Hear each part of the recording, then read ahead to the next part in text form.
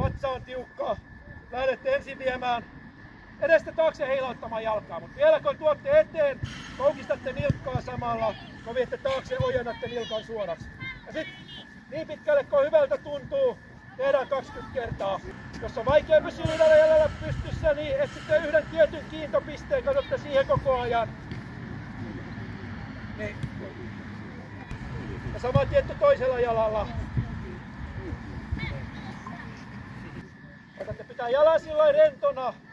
Se heilahtaa vähän niin kuin voimasta sinne ylös.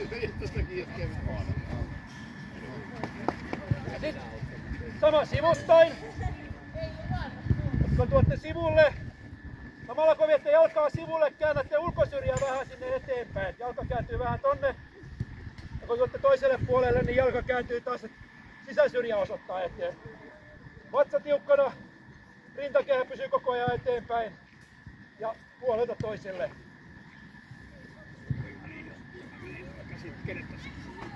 Koitatte löytää semmoisen rennon tavan heilautella jalkaa, ettei tarvitse hirveästi tehdä töitä.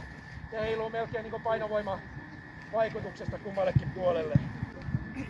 Edelleen, jos on vaikea pysyä yhdellä jalalla seisomassa, niin etsitte yhden kiintopisteen, yhden syksyn lehden tai yhden kiven ja sitä tuijotatte.